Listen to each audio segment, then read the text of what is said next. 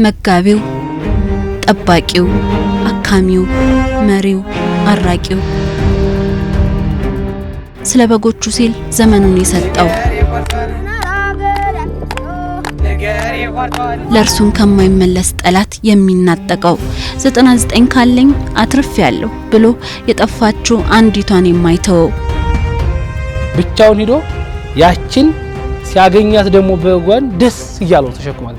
ለሀገር ንጉስ፣ ለቤቱ መሪ፣ ለስራ ቤቱ ሹም፣ ለቤተ ክርስቲያን ካህን የሆነው ጥበበኛው እረኛ ወዴት ነው? አሁን ላለው የኢትዮጵያ ኢንሹራንስ ኢንዱስትሪ መሰረታችን እሳቸው ናቸው። ማንም ልቡን ሞልቶ ይናገራል። በስራችን ሁሉ እንድናተርፍ በቆምንበት በተሰማራንበት አገልግሎት ሁሉ እግዚአብሔርን እያሰብን እንድናገለግል የቤተክርስቲያን አስተምህሮ ከስራ መሪ በላይ ዘመን ተሻጋሪ የሚያደርጋቸው አንዴ ያስቀመጡትን ግን አልተነካም። ኢንቴግሪቲ እውነትን መናገር ስነ ስርዓት አስተምሮናል። ያን ጠብቅ ያለው all through my life ይሄ ያስወድድሻል እንጂ አያስጠላሽም። እግዚአብሔር ቢጠራው በነገራችን ላይ ከስራ ላይ እንግዲህ እረኞች ትጉዎች ናቸው።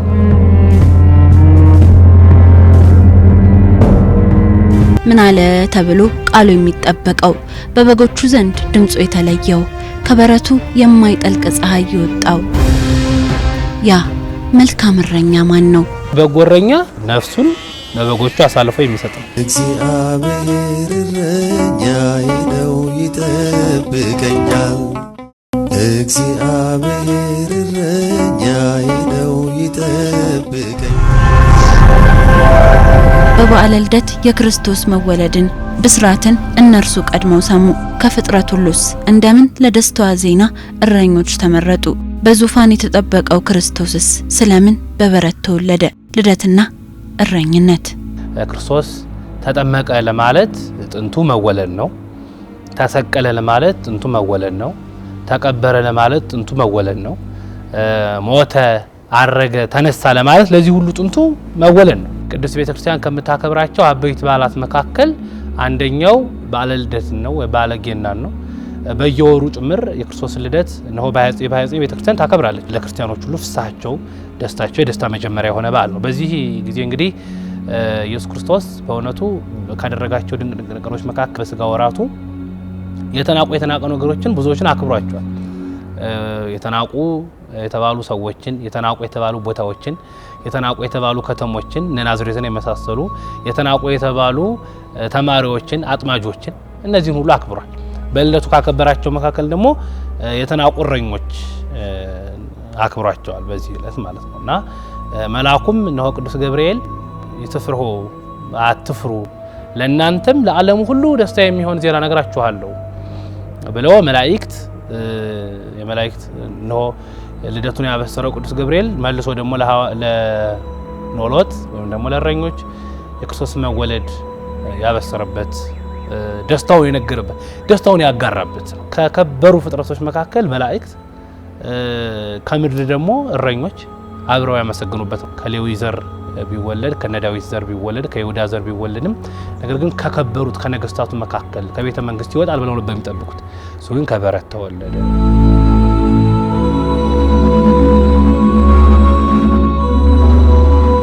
ሰው ክብሩን አጥቶ እንደ እንስሳ ሆኖ ነበር። ለዚህ ነው ቅዱስ ዳዊት እንደውም እንስሳነቱ ወርዶ እንጨት እስከ ማምለክ ደርሶ ነበርኩ።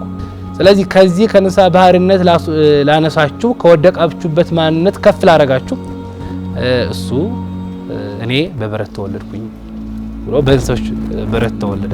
እኛ ወርደን ስለነበረ እሱ ወረደና ከፍ አደረገ። ለሌላው መልካም እረኛ ሆኖ በበጎነት በምድር የመመላለስ ጥበብ በክርስትናው ተምሳሌትነቱ ያየለ በብዙ መንገድ የተመሰጠረ ሆኖም ተገልጧል። እግዚአብሔር በብሉይ ኪዳን የእረኝነትን ትምህርት ለነገስታቱ፣ ለመኳንንቱ፣ ለነቢያቱ እየሰጠ እየመሰለ ምእመናንን በበጎች እነሱን በአስተዳዳሪነት በአስተዳዳሪነት ያሉትን በእረኛ እየተዳደሩ ወይም ደግሞ እየተመሩ ያሉትን ደግሞ በበጎች እየመሰለ መናገር የመጽሐፍት ሁሉ ልማዳቸው ነው። አባቶቻችን ልክ ወደ ምንም አይነት ሹመት ሲሾሙ፣ አስተዳዳሪዎች በደብረ ላይ ሲሾሙ፣ ጳጳሳት ጳጳስ ሲሆኑ፣ ለኤጲስቆጶስነት ስርዓት ሲመረጡ በስርዓተ ሲመታቸው ላይ ፓትርያርክ ወደ መንበሩ ሲወጣ የሚያነበው ተርጉሞ የሚያስተምሩ አንቀጸ አባግዕ አነ ውእቱ ኖላዊ ኄር ለምን ጌታ ወኖላዊ ስተሄር የሚያጡ ነፍሶ ቤዛ አባግዕሁ ቸረኛ ነፍሱን ለእረኞቹ ለበጎቹ አሳልፎ ይሰጣል። ቅጥረኛ ግን ወሐሳብሰ ይጎይ የተቀጠረ ግን ይሸሻል። ለምን በጎቹ የነሱ አይደሉም፣ ቅጥረኛ ነው፣ ምንደኛ ነው። ስለዚህ እረኛ ምን መሆን እንዳለበት እስከ ምን መሄድ እንዳለበት ክርስቶስ ተናግሯል። ቅዱስ ዳዊትም በሕይወታቸው መስክረዋል። ለሳኦል የራሱን እረኝነት ሲናገር በግ አንበሳ በመጣ ጊዜ ነው አንበሳ ተኩላ በመጣ ጊዜ በጎችን ነው ከአንበሳ ከተኩላ አፍ እንዴት እንደሚያስጥላቸው አንበሳውን በጡጫ ሰብሮ እንደሚጥለው ቅዱስ ዳዊት መስክረዋል። ስለዚህ በጎ እረኛ ነፍሱን ለበጎቹ አሳልፎ የሚሰጥ ነው።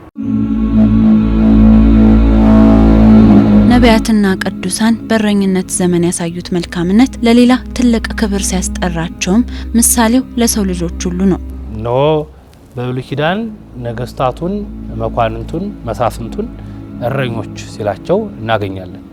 ቀብቶ ያነገሳቸው ነገስታት ይጠብቁ ዘንድ ከሙሴ እስከ ሳሙኤል የነበሩትን መሳፍንት ነቢያቱን እነዚህ ሁሉ እረኛ እያለ ይጠራቸዋል። ለዚህ ነው ቅዱስ ዳዊት እንደውም እሱ እረኛ ነው፣ የእሱ እረኛ ደግሞ እግዚአብሔር መሆኑን ይናገራል። ቅዱስ ዳዊት በመዝሙር 121 ላይ ሁላችንም በተለይ ደግሞ ቤተክርስቲያን ውስጥ ያሉ አባቶቻችን እግዚአብሔር የኔ ዋልቦ ዘያጣኒ እግዚአብሔር እረኛዬ ነው የሚያሰጠኝም የለም፣ በለመለመ መልክ ያሳድረኛል፣ የእረፍት ውሃ ያጠጣኛል እያለ ይናገራል። በእረፍት ውሃ በለምለም መስገን ይመራኛል። ስለዚህ በጎ እረኛ መልካም እረኛ እውነት ነው ኢየሱስ ክርስቶስ ነው፣ እግዚአብሔር ነው። እግዚአብሔር እረኛዬ ነው ሲል በብሉይ ኪዳን ብዙ ቦታ እናገኘዋለን። እንግዲህ በመዋዕለ ሥጋዌው ወቅት ካስተማራቸው አበይት ትምህርቶች መካከል አንደኛው አንቀጸ አባግዕ የምንለው ዮሐንስ 10 ከቁጥር 1 ጀምሮ ያለውን ነው። እነሆ ቅድስት ቤተክርስቲያን ክርስቶስ ልደት ከመድረሱ ከአንድ ሳምንት በፊት አንዱን ሳምንት ኖላዊ ብላ ጠርታ የክርስቶስን እረኝነት ሌሎች ደግሞ እረኛ ሆነው የተነሱትን በጠቅላላ የምታስብበት በተለይ ደግሞ ስለ ክርስቶስ እረኝነት አብዝታ የምትናገርበት ሊቃውንቶቿ እነ ቅዱስ ያሬድ በድጓው አስፍተው የክርስቶስን እረኝነት የተናገሩበትን ሳምንት የሚያስታውስ ነው። በልደቱም ወቅት እነ ቅዱስ ያሬድ እደ ወአንስተ ወሕፃናተ ከመ ይቤዙ ተወልደ ኖላዊነ ኄር እያሉ ይናገራሉ። ሕፃናትን ሴቱን ወንዱን ሁሉን ያድን ዘንድ ቤዛ ይሆን ዘንድ ዛሬ ቸረኛ ተወለደ ነው ይናገራሉ። በጎ እረኛ አንዲቱ በግ ስትጠፋል ስለዛች በግ ግድ ይለዋል። ብቻውን ሂዶ ያችን ሲያገኛት ደግሞ በጓን ደስ እያለው ተሸክሟት ይመጣል። ስለ ክርስቶስ የጠፋ በግ አዳምን ፈለገው፣ አገኘው፣ ተሸክመው ቀላቀለው ከማይበራ መላእክት። ተሰብሮ የነበረውን ጠግነው፣ ተዋርዶ የነበረውን አከበረው፣ ርቆ የነበረውን አቀረበው።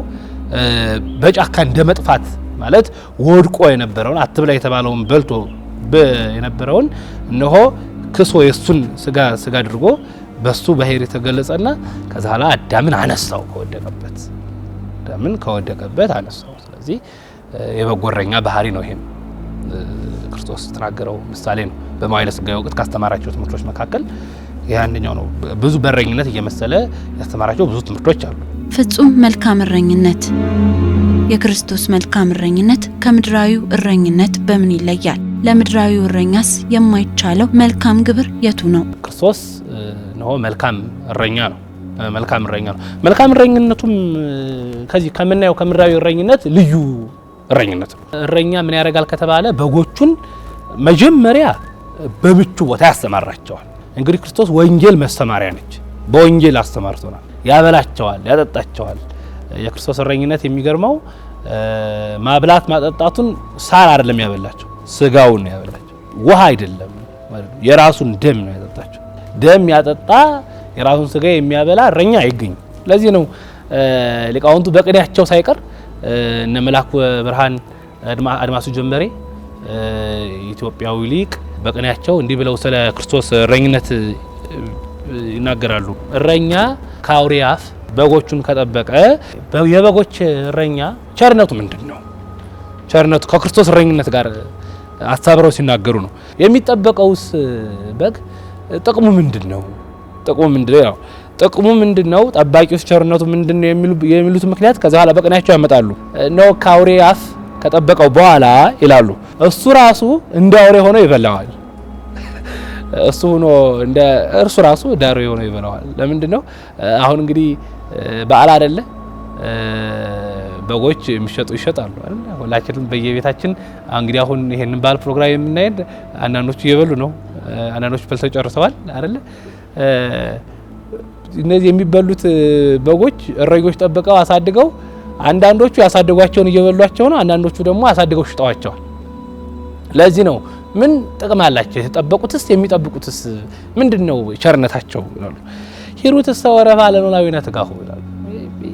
ጥቅም ያለው እረኝነት የኛ ጌታ ነው። የኛ ክርስቶስን ያመጣሉ። ከዚህ በኋላ ማፋር ወይ ድራቀበ እሱ ጌታ አውሬ ከተባለ ከዲያብሎስ አፍ ከጠበቀ በኋላ በበትረ መስቀል አባጊሁ የሚጠብቀውም ያ ዱላ ይዞ ከውሃ እንዳይገቡ ከፈረፈር እንዳይወርቁ ከገደል እንዳይጠልቁ ይጠብቃቸዋል። እሱ በመስቀሉ አማካኝነት እየጠበቀ ያኛው ቅጠል እያበላ ሳር እያሳጨደ ውሃ እያጠጣ ያከርማቸዋል። እሱ ደግሞ ስጋውን እያበላ ደሙን እየጠጣ በበትረ መስቀሉ እየጠበቀ ወመንገል አፋ እያወጣ ለዘመጻ መንገል ይሁ ወደሱ የመጡትን ወደ ውጭ ያወጣቸው አይሸጣቸውም፣ አሳልፎ አይሰጣቸው ያለ የክርስቶስን ቸረኝነት ይናገራሉ። በህይወት ሰልፍ ውስጥ የማይቀረው እረኝነት መንገዱ እንዲህ የዋዛ አይደለም። ለመምራትም ለመመራትም የሚሆነው ብልሃት በነቢያትና በቅዱሳን ህይወት ተመስጥሮ በዓለም ላለ ሁሉ ምሳሌ ሆኖ ቀርቧል። እረኞች ለበጎች ነው እንደሚጠነቀቁ ሁሉ አስተዳዳሪዎች ለሰራተኞቻቸው ሊጠነቀቁላቸው ይገባል። ሰራተኞች ለስራቸው ሊጠነቀቁ ይገባል። በተሰጠው ስራ ላይ ኃይሉን ሙሉ ተጠቅሞ ኃላፊነቱን የተወጣ ሰው ለበጎ ኃላፊነት ይሾማል። ለአንዱ 5 መክሊት፣ ለአንዱ 2 መክሊት፣ ለአንዱ 1 መክሊት ሰጥቷቸው ሩቅ ሀገር ሄደ። 5 መክሊት ላይ አትርፎ 5 ጨምሮ 5 መክሊት ሰጥታ የነበረ ነው ወጥቼ ወርጄ ነግጄ አትርፌ ይሄው 5 መክሊት አትርፌ ያለው ሰጠው። አንተ ግባ ገብርኄር ወገብር መመን አንተ የሰጡህን ጠብቀህ አትርፈህ አለና ግባ ወደ ደስታ ባውስተ ፍስታው ለግዚካ ተባለ ገባ። ሁለተኛውም እንዲሁ በተመሳሳይ ገብርኄር ተባለ ገባ። ሶስተኛው ግን ወጠብለክዋ በሰበኔ ይላንዶ እንዳትጠፋብኝ በጨርቄ ጠቅልዬ ቀበርኳት ወቀበርኩዋ ውስተ ምድር ይኸውልህ ብሎ ሳንቲሙ ሰጠ። በነገራችን ላይ በዚህ ዘመን እንደዚህ የሚያደርግም የለም። እንደ ገብረ ኩይም አይገኝም፣ እንደ ብርሃካይ ማለት ነው አይገኝም። የሰጠውንም ይጠብቅ አይገኝም። እንደው እንደ ገብርኄር ማትረፍ ቢያቅተን እንደ ገብረሃካይ የሰጠውን ሁሉ መጠበቅ አቅቷል። ሰው የሰጠውን ነገር ሁሉ ያጠፋ ይጀምራል። ያ ግን ቢያሳስ ጠብቆ ኖሯል። እንደው እንደ ከገብርኄር መማር ቢያቅተን ቢያሳስ ላለማሽት ከክፉ ከገብረሃካይ ራሱ መማር አለበት። የሰጡን ነገር መጠብቆ ማኖር ራሱ በጎ ነገር ነው። የሰጡን ነገር ሁሉ ያጠፋን ስለሆነ ማለት ነው። ክርስትና ኦርቶዶክሳዊ አስተምሮ በስራችን ሁሉ እንድናተርፍ በቆምንበት በተሰማራንበት አገልግሎት ሁሉ እግዚአብሔርን እያሰብን እንድናገለግል የቤተ ክርስቲያን አስተምህሮ ማለት ነው። በጎ እረኞች መሆን አለብን። የቤተ ክርስቲያን መሪዎችም ምእመናንም እንግዲህ ምእመናን እኮ በብዙ ቦታ እረኞች ይሆናሉ። እነሱ ከቤት ጀምሮ እናትና አባት ለልጆቻቸው በጎ እረኞች መሆን አለባቸው። በጎ እረኛ በጎቹን በበጎ ቦታ ያስተማራል። በጎ ወላጆች ለልጆቻቸው ቃለ እግዚአብሔር ወንጌል ያስተምራሉ። ልጆች በቃለ እግዚአብሔር ይፋፋሉ፣ በጎ ትምህርት ያገኛሉ፣ ለክርስቶስ የተገቡ ይሆናሉ፣ ሀገር የሚመሩ ቤተክርስቲያን የሚያስተዳድሩ ይሆናሉ። ከበጎ ቤተሰብ በጎ ልጅ ተገኘ ማለት ነው። በጎ ልጅ ተገኘ። በዓለም ያሉ በስራ ቦታ ላይ ያሉ እረኞቻቸውን ወይም በጎቻቸውን ሰራተኞቻቸውን ይጠብቃሉ። የሚመግቧቸውን ይሰጣሉ፣ ደሞዙን ይከፍሏቸዋል፣ ያስተማሯቸዋል፣ ይጠብቋቸዋል፣ መመሪያ ይሰጧቸዋል። እረኛ ወደ ገደል ስትሄድ በጓ ተመለሽ ይላል። ከገባሽ በኋላ አይደለም የሚጠብቃት፣ እንዳትገባ መጠበቅ አለበት እረኛ። ሰነፍ እረኛ ከገባሽ በኋላ ሊጮህ ይችላል። በጎ እረኛ ግን አካሄዱን አይቶ ተመለሽ ማለት ነው። ስለዚህ በሁሉም ቦታ ሰው በተሰማራበት የሙያ ዘርፍ ሁሉ እረኛና በጎ ነው እያገለገለ ነው። መልካም እረኝነትን በዓለማዊ ሕይወት ለመኖር ከታደሉና በበጎነታቸው በሚያውቋቸው ከተመሰገኑ ኢትዮጵያውያን መካከል እንደ ታሪክ ልናወሳ ነው። ለ35 ዓመታትን ቢለያዩም ዛሬም ከቀድሞ ሰራተኞቻቸው ልብ አልጠፉም። መልካም መሪነትን ኖረውታልና በዙሪያቸው ላሉ ሁሉ ከእውቀት እስከ ተግባራዊ ልምድ በማካፈል ነጋቸው ብሩህ እንዲሆን የቀደመ ብርሃንን ቸረዋል። ከሂሳብ ባለሙያነት ተነስተው የኢትዮጵያ መድን ድርጅትን ለዓመታት በእውቀት መምራትን ብቻ ሳይሆን ዛሬም ድረስ ሌሎች ኢንሹራንሶች የሚተዳደሩበትን ማኑዋልም አበርክተዋል። በርካታ ኢንሹራንሶችን በስራ አስኪያጅነት ለ12 ዓመታት ገደማ አገልግለዋል። 26 ዓመታትን በንግድና በኢንሹራንስ ዘርፍ ሀገራቸውን ሲያገለግሉም የማይረሳና ለሌሎች የተረፈ የስራ ባህልን አውርሰዋል። በቀድሞ ሰራተኞቻቸው ከ35 ዓመታት ቆይታ በኋላ የተመሰገኑት አቶ አያሌው በዛብህ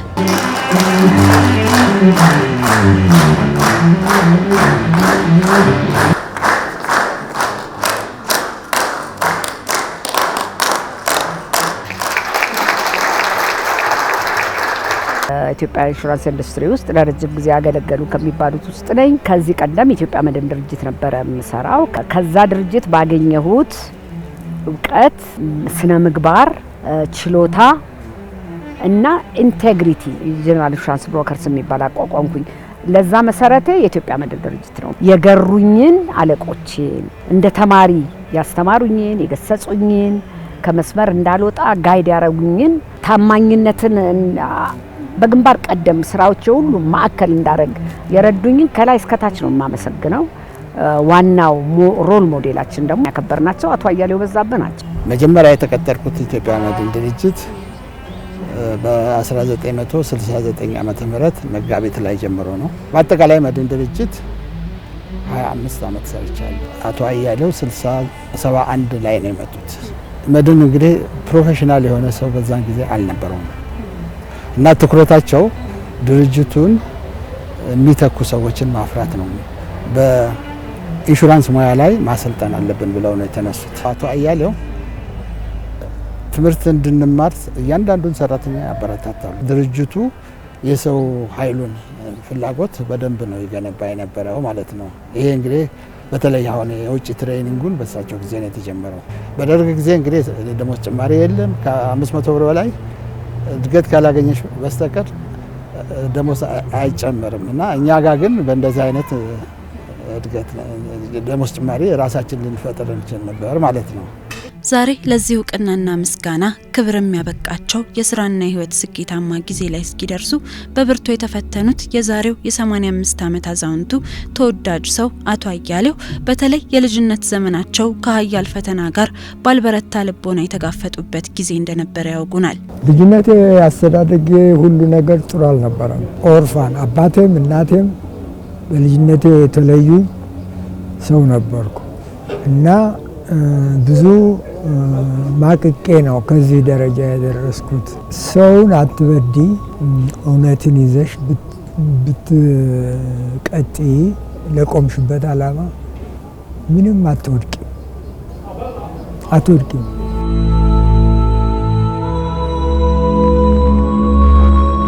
ባህር ዳር ቴክስታይል ፋክተሪ ውስጥ አገልግያለሁ። እዛ ነው እንግዲህ እንደገና ተመልሼ ወደ መድን ድርጅት የገባሁት። ከዛ ከሄድኩ በኋላ ከሱ የተሻለ የለም ብለው መረጡኝ። መንግስት ያን ድርጅት መድን ድርጅትን እንዲመራ መጥቼ ተረከብኩ። ብዙ ድርጅቶች ውስጥ ሰርቻለሁ፣ ግን ረጅም ጊዜ ያገለገልኩት መድን ድርጅትን ነው። በታሪክ መድን ድርጅትን ለረጅም ጊዜ የመሩት አቶ አያሌው በመሪነት ዘመናቸው ስለ ኢንሹራንስ እውቀት ያላቸው የተማሩ ባለሙያዎችን ከማብቃት አንስቶ ኢንሹራንሶች ከአዲስ አበባ አልፈው በመላ ሀገሪቱ እንዲስፋፉ በማድረግም ፈርቀዳጅ ነበሩ። መድን ድርጅት ትርፋማ እንዲሆን ከማስቻል ባለፈ ዛሬም ኢንሹራንሶች የሚተዳደሩበትን ስርዓት ቅርጽ ስለማስያዛቸውም ይነገራል። አቶ አያሌው በዛብህ ማለት ከምንም በላይ የድርጅት ፍቅር ያላቸው ናቸው። ሁለተኛ ደግሞ ድርጅት ሲመራ ሰራተኛን ይዞ መመራት እንዳለበት ያውቃሉ። ይሄ ማለት አይከስጹም አይቀጡም ማለት አይደለም። ከመስመር ከወጣሁኝ መቀጣት አለብኝ። በእርግጥ ያን ጊዜ የምልሽ ገና አፍላ ወጣትነት ምናምን ላይ ስለሆነን ለምን ተቀጣን ምናምን በኋላ ነው የሚገባሽ፣ መንገድ ነው የሚያሳዩሽ እና በጣም የፕሪንሲፕል ሰው ናቸው። ድርጅቱም ትርፋማ ነበረ። ትርፋማነቱ ብቻ ሳይሆን እኛ ምናል ሰራተኛው ደስ ብሎት ያለበት ድርጅት መሆኑን ሪያላይዝ እንዲያደርግ በአጠቃላይ ደግሞ ኮርፖሬሽኑ ታሰበው ዓላማ ውጤታማ ሆኖ ስራውን በውጤት ማስመስከር ሲችል የኔን ኃላፊነት እንደተወጣው ይሰማኛል። እና ሰራተኞቹም ይህንን ነገር ይወዱታል። ማንኛውም ሰራተኛ ፕሮፐርሊ ጋይድድ ከሆነ የስራ ውጤት ይኖረዋል። የሚፈልገው ደረጃም ላይ እሱ የሚፈልገው ደረጃም ላይ ሊደርስ ይችላል። በሙያ በጣም ያምናሉ። ሙያ ደግሞ በእውቀት ላይ መሰራት እንዳለበት አስምረው ያለፉ ናቸው። በደንብ አርገሽ መማር አለብሽ፣ ይከፈልልሻል። ውጭ ትላኪያለሽ። ከዛ ደግሞ አንድ ነገር ፕሮሞት ስትደረጊ ምናምን ምንድነው ሽልማትሽ? የደሞዝ እድገት ይሰጥ። አሁን ላለው የኢትዮጵያ ኢንሹራንስ ኢንዱስትሪ የአቶ አያሌው አሻራ ነው። ማንም ልቡን ሞልቶ ይናገራል። ለምን? ከኢትዮጵያ መድን ድርጅት ነው የተቀዳው። ማንኛውም ማኑዋል ሰራተኛ ዲሲፕሊን እንዲሆን፣ ለስራው ታማኝ፣ ለስራው ታታሪ እንዲሆን ይሄ ነው እንግዲህ እሳቸውን ዘመን ተሻጋሪ የሚያደርጋቸው። አይሽ አንዴ ያስቀመጡት እንትን አልተነካም። ብዙዎቻችን ከዛ ያወጣን ሌሎች ኩባንያዎች ዛሬ 10 ምናምን የሆኑት ከዛ ተቀርጸን የወጣን ሰዎች ነን እንትን ያልነው እና መሰረታችን ግን አቶ አያሌው ናቸው ማለት ነው። ታምኛለሽ 30 ምናምን አመት ሆኗል ከድርጅቱ ከለቀቁ። ነገር ግን በሁላችንም ልብ ውስጥ የኚህ ሰው አሻራ ነው በውስጣችን ያለው። በልባችን እናመሰግናቸዋለን። በሳቸው ምክንያት እኮ ነው እዚህ ደረጃ ላይ ደረስነው እንላለን። ግን በቂ የሆነ አክብሮት ምስጋና በልባችን እንያዝ እንጂ እንዲ ኦፕንሊ አላደረግነውም። ሁሌ እናስባለን። አልሞላ አለ ጊዜው ፈቅዶ ዛሬ ሞላ። ይሄው ሙልት ብለን የሞላ ስራ ሰራን አይደለም። እሳቸው ፋር ሳይትድ ናቸው። ንጉሱ ጊዜ የነበረን ቢዝነስ በማቆጥቆጥ ላይ ነበር። 13 ኢንሹራንስ ኩባንያዎችን ነው መንግስት ጨፍልቆ ወደ አንድ ያመጣቸው። ያንን ግን እንዴት አሳድጋለሁ ብለው ነው ያሰቡት። ጥሩ ተሳክቶላቸዋል። እና ግን ይሄ ፐርሰናል የሊደርሺፕ ኳሊቲያቸው ነው አራያ ሆነው ብዙዎችን አፍርተዋል። ዛሬ ከውጭ ሰው ቀጥረን አንሰራም። ንብ ኢንሹራንስን እኔ ነኝ ያቋቋምኩት ዋና ስራ አስኪያጅ ሆኜ። ግን የእሳቸው እዛ ኮች ያደርጉን የነበረው በሙሉ ጭንቅላቴ ውስጥ አለ እና መሰረታችን እሳቸው ናቸው። ሰራተኞቻቸው ዛሬም በፍቅርና በስስት የሚያያቸው አቶ አያሌው በዛብህ ብዙዎች የእሳቸውን መንገድና ብልሃት ተከትለው ስኬታማ የኢንሹራንስና የንግድ ዘርፍ መሪ እንዲሆኑ ምክንያት ሆነዋል። ለእርሳቸውስ የህይወት ዘመን አርአያቸው ማን ይሆን? የተማርኩበት ሃይስኩል ቀዳማዊ ኃይለ ሥላሴ ሰከንደሪ ስኩል የሚባል ቦታ ነው፣ ኮተቤ ነው። እዛ የነበሩት መምህራን እንግሊዞች፣ ፈረንሳዮች፣ ፊኒሾች፣ ከፊንላንድ የመጡ ናቸው። ዋናው ነገር ያስተማሩን ነገር ኢንቴግሪቲ፣ እውነትን መናገር፣ ስነ ስርዓት አስተምሮናል። ያን ጠብቅ ያለው ኦል ትሩ ማይ ላይፍ ለመጠበቅ ሞክሬያለሁ እና ይሄ ያስወድድሻል እንጂ አያስጠላሽም። እምቢ ስላልሽው አንድ ሰው አንድ ነገር ፈልጎ እንድታደርግለት እምቢ ስላልሽው በዚህ ምክንያት ስትዩ በጥላቻ ከሆነ ነገሩን የሚያየው ስህተተኛው እሱ ነው እንጂ አንቺ አይደለሽ። እውነተኛውን ነገር ለመከተል ትክክለኛውን አቅጣጫ ለማስያዝ ሰራተኛ ያን የምትሰሪውን ነገር ማንም ሊጠላው አይችልም። እንደ ኤንድ ነገር ካለቀ በኋላ ያመሰግንሻል። ከፍተኛ ቦታ ነው በራሱ አእምሮ ውስጥ የሚሰጥሽ። እሳቸውን ማክበር፣ እሳቸውን ማመስገን፣ አጥፍተንም ሳንረዳቸው ቀርተን ቅር አሰኝተናቸው ከሆነም ይቅር እንዲሉን ነው ያው ማመስገንና እውቅና መስጠቱ እንዳለ ሆነው፣ ሁለተኛ ግን ድልድይ እንዲሆን ማለት ያለፈው ያበራር ያሰራር እንትን ለወዲህ እዚህኛው ትውልድ እንደ ድልድይ ሆኖ እንዲያገናኝም ነው። እንዴት ነበር የሚሰራው? ምን ዋጋ ተከፍሏል? ለዚህ ኢንዱስትሪ በጣም ዋጋ ተከፍሎበታል። እኚህ ሰው ተንገላተዋል። በእውነት ነው ማለት ተንገላተዋል። ስራውን አላስነካ በማለት ስራውን በጥበብ ለመስራት የድርጅቱን ንብረቶች እንዲከበር ምክንያቱም ማንንም መጥቶ ነው የሚነጥቅሽ ያን ጊዜ we are at risk ስጋት ላይ ነው የምንወድቀው አደጋ ቢደርስና እባካችሁ በዚህ አግባብ ተረዱን ብለው ላይ ድረስ ሄደው ነው የሚሟገቱት ይጎዳሉ ግን ይሳካላቸዋል ለምን እውነትን ስለያዙ አንደኛው መልካም እረኝነት ባሉበት በተሰማሩበት ቦታ መጠበቅ ማስተዳደር ስራን በበጎ መተግበር ነው እንደውም ሊቃውንቱ ስለ ስራና ስለ ሰራተኞች ሲናገሩ ባለህበት ቦታ ሁሉ ለክርስቶስ ብለህ ሁሉ ነገር አድርገው ምን ነገር ስናደርግ ባለንበት ቦታ እንደው እግዚአብሔርን እንደምናመልክ ሆነን እንስራ ከእግዚአብሔር ሐሳብ ውጭ የሆነ ስራ ክርስቲያን መስራት ስለሌለበት ማለት ነው ባለበት ቦታ እግዚአብሔር እንደ ጽድቅ ነው ይቀበላል አቶ አያሌው ብዙ መስዋዕትነትን ከፍለው ስኬታማ ተቋም ማድረግ ከቻሉ በኋላ በመላሹ በወቅቱ የጠበቃቸው ምስጋናና ክብር ሳይሆን እስር ነበር ለስራቸው ምስክር የሆኑላቸው ከስር ነፃ እንዲሆኑ ቢያስችሏቸውም ያለ ስራ ደሞዝ መቀበል ዳግም እስር ሆኖባቸው ስደትን መረጡ ይህም ከልጅነት ፈተናቸው ቀጥሎ ከባዱ የፈተና ጊዜ ነበር ደሞዜ ይከፈለኝ ነበርና ሳልሰራ ምን የሚከፈለኝን አልፈለኩትም እና ወደ ውጭ ለመሄድ ተዘጋጀው ብዙ ሰው አይሰጠው ነበር ፓስፖርት ምናምን እኔ ፓስፖርቱን ማገኘው ሁሉ ነገር እና እኛኮ በስራ እንድትደግፈን እንፈልግ ነበር ምናምን አሉ እኔ ውጭ ሀገር ስራ አግኝቻለሁ ብዬ እንደው አላገኘውም ስራ እንብዬ ነው 83 ራሱ ሲለቆ እንትን ኢህአዴግ ሲገባ ስራ አስኪያጅ እንደገና አዲስ ስራ አስኪያጅ መመረጥ አለበት ተብሎ ሰራተኛው በሙሉ እሳቸው ይሁኑ ብሎ ሙሉ ድምጽ ሰጥቷቸው ነበር እንዲሆኑ ግን አልፈልግም ብሎ ነው የወጡት ትልቁን ኢትዮጵያዊ አትራፊ ድርጅት የመሩት የመድህን አባት የተባሉት አቶ አያሌው በዛብህ የጥሩ መሪ ጥበቡ ምንድነው ከባድ ጊዜንስ እንደምን ማለፍ አለበት ለሚለው ብልሃቱ ይኸው ነው ይሉናል አመራር የሚጠይቀው ነገር አንደኛ ለሰራተኛ ሪስፔክት መስጠት አለብሽ ለስራውም ሪስፔክት ሊኖርሽ ይገባል የተባለውን ስራ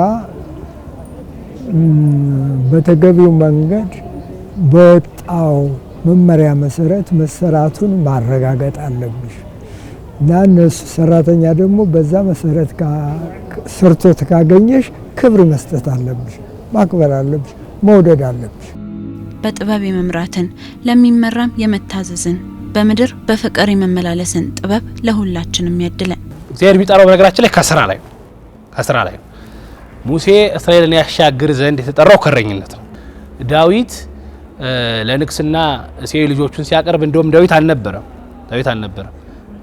ትንሽ ነው ልጅ ነው ስለዚህ በጎች እየጠበቀ ነበር እንደውም የሚያማምሩት ኤልያብ ቢቀርቡ እኔህንን ለሰይ ኢሃራዮ እኔህንን አልፈለገውም እያለ ሳሙኤል ያሳልፈው ነበር ዳዊት ግን ከስራ ቆይቶ ቢመጣ ቀርነቀቡ ተከፍቶለት በእስራኤል ላይ ነግሷል 40 ዘመን አስተዳድሯል ሳኦልም በኋላ እንደ ነገሩ ከእግዚአብሔር ዳዝ ወጣ እንጂ ሳኦልም በረኝነት የነበረ ነው አህያ ጠባቂ ነበር በስራ ላይ ነው እግዚአብሔር የሚጠራው በተለይ ደግሞ ከረኝነት በብሉይ ኪዳን ብዙ ጊዜ ስናይ ከረኝነት ብዙ ይተጠበቋል ከአዲስ ኪዳንም ሐዋርያት ከተጠሩበት ከአምስቱ ግብሮች መካከል አንደኛው ይሄ ነው አሳ ከሚጠምዱ ሰዎች መካከል እንደ ቅዱስ ጴጥሮስን ከሚቀርጹ ዛሬ ታክስ ኮሌክተር ከመላቸው እዚህ ቀረጥ ሰብሳቢዎች መካከል ከተናቀ ከተዋረደ ስራ መካከል እንደ ቅዱስ ማቴዎስን ቀራጮች ከነበሩ መካከል ተጠርተዋል ስለዚህ እግዚአብሔር የሚጠራው ከስራ ላይ ነው በቤተ ክርስቲያን ውስጥ ደግሞ ያሉ የአብነት መምህራን አሉ ረጅም ዘመን ለህይወት ዘመናቸው ሁሉ ለቤተ ክርስቲያን ሰጥተው በያለንበት ብዙ ጉባኤ ዘርግተው የሚያስተምሩ መምህራኖች አሉና እነሱ እንደው ብንከባከባቸው የቆሎ ተማሪዎች ከቤታቸው ተሰደው ከእናት ከአባታቸው ሀገር ወጥተው የሚያከብሩ አሉ እንግዲህ ዛሬ ክርስቶስ በበረት ተወለደ ያለን የተናገረ ነው አይደል ክርስቶስ ይሄ የሰውነት እንግዲህ ክርስቶስ ደሙን አፈሰሰበት ስጋውን የቆረሰበት ቤዛ የሆነበት ነው ስለዚህ አሁን ዛሬኛ ነጭ ልብሳችንን ለብሰን በአካባቢያችን ከቤተ ክርስቲያን ብዙ ነገር ምናረክ ሰዋል ሊቃውንቱ እንደሚናገሩት ክርስቶስ ያለው በደጃችን ነው አሁን ያለው እና ሰዎች ምንድነው ያለው ክርስቶስ ከቤታቸው እንዳይወለድ ከማደሪያቸው እንዳይገባ ከልክለውታል አይደል እኛም እንግዲህ ክርስቶስን ከማደሪያችን እንዳይገባ ከቤታችን እንዳይወለድ መከልከል የለብን ቢያንስ አንዳንድ ችግረኛ ይዘን ከቤታችን ገብተን አብረን በዓሉን መካፈል ያስፈልጋል ማለት ነው እንደዚህ ከሆነ ሀገር ሰላም ይሆናል ሁላችንም በጎረኞች እንድንሆን በቤተ ክርስቲያን ያለንም ለበጎቻችን ለበጎቹ ሁላችን ከኔ ጀምሮ በተለያየ በረኝነት ቦታ ላይ እግዚአብሔር ሾማቸው እነሱ ሁሉ በጎቻችንን እንጠብቅ። ለሀገራችንም እንግዲህ በጎረኛ እግዚአብሔር አምላክ በእውነት ሀገር የሚጠብቁ ሀገር የሚመሩ በጎረኞች ናቸው።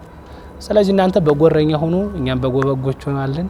ስለዚህ ሀገርን ለማሻገር ሁላችንም ሰላምን፣ ፍቅርን ይስጠን። ለቤተ ክርስቲያናችንም ጽኑ ሰላም ይላክልን። ሊቃውንቶቻችንም እነሆ ረጅም የሚያገለግሉበት ዘመንን ያድልልን።